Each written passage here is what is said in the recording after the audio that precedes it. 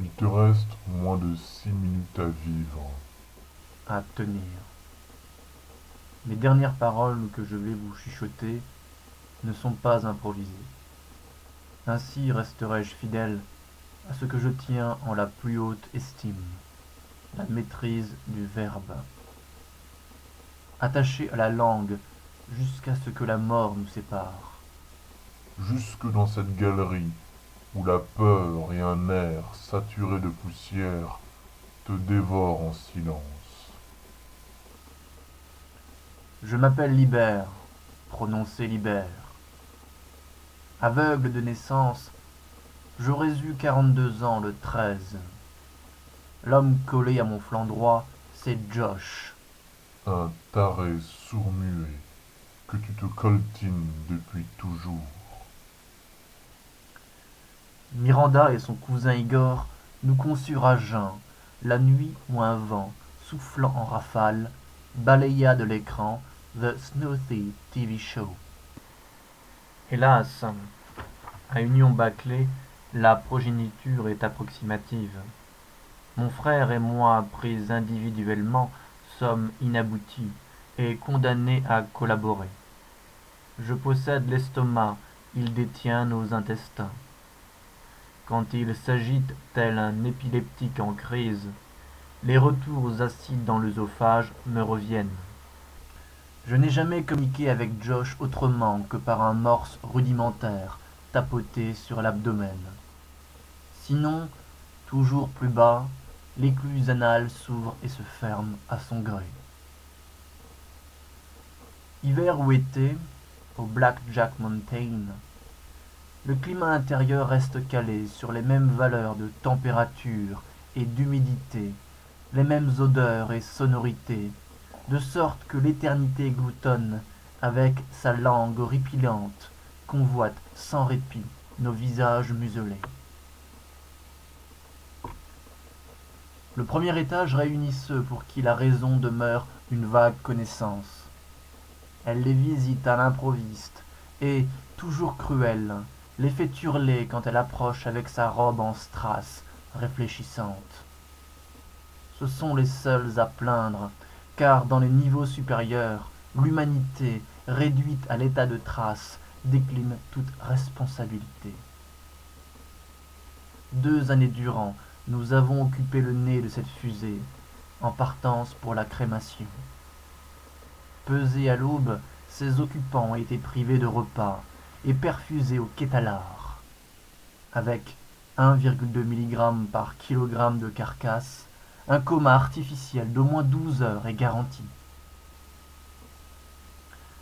Au procès, à mon droit fondamental de jouir d'une identité en propre, mes contradicteurs opposèrent notre constitution solidaire. Solidaire mon cul, transporté par la perspective de la séparation, ça oui. Si la procédure ne t'avait pas bâillonné, fort d'un plaidoyer qu'inlassablement tu avais dans ta tête refondu jusqu'à le rendre fluide et sans la moindre assonance, tu aurais établi le clivage en vertu duquel Josh était la bête et toi, canaille, sa plus jeune victime, suicidaire depuis l'âge de 5 ans, mais se refusant à la double portée de son acte. Notre assimilation à une entité juridique indivisible m'obligeait au nous. Osais-je une incursion singulière qu'aussitôt mon micro se coupait, la pétarade dactylographique s'interrompait et le juge, sur un ton complice, demandait à ses jurés de n'en pas tenir compte. Mon avocat, jamais aussi prompt et investi que dans ces interruptions-là, beuglait à mon oreille. Bordel de Dieu, restez groupés. Vos états d'âme n'intéressent personne, ils nous embrouillent même, et vous font passer pour plus pervers que vous n'êtes. Déjà que vous ne pouvez pas pleurer, et si votre frère cessait de fixer Miss Gymkhana, nous nous sentirions tous beaucoup mieux. Allez, monsieur Lee, on traduit. À Mazette, c'est pas gagné. J'ai oublié de vous signaler que lors du réquisitoire, Josh s'est trompé de sens dans l'actionnement de la vanne. Après l'incident et le plaidoyer de notre avocat, ralenti par des trous de mémoire, j'espérais encore, malgré les évidences, une séparation de corps. Ma complicité passive et de tous les instants me valut 120 années incompressibles contre 603 sur ma droite. Parce que les dépenses qu'aurait occasionné le développement d'une chaise électrique pour siamois avaient pesé lourd dans la balance, la peine capitale nous fut injustement épargnée. Depuis notre internement, lorsque je me réveille, la bouche remplie à ras-bord d'acide gastrique, les lèvres brûlées vives, il ne vous surprendra pas que mes premières amertumes aillent aux citoyens du Nebraska, dont le suffrage s'est porté sur la chaise plutôt que sur la chambre à gaz ou l'injection létale, incontestablement plus respectueuse de la diversité humaine. Sois beau joueur, il est moins une. Tire donc sur ton levator labii superiosis. Voyons, souris.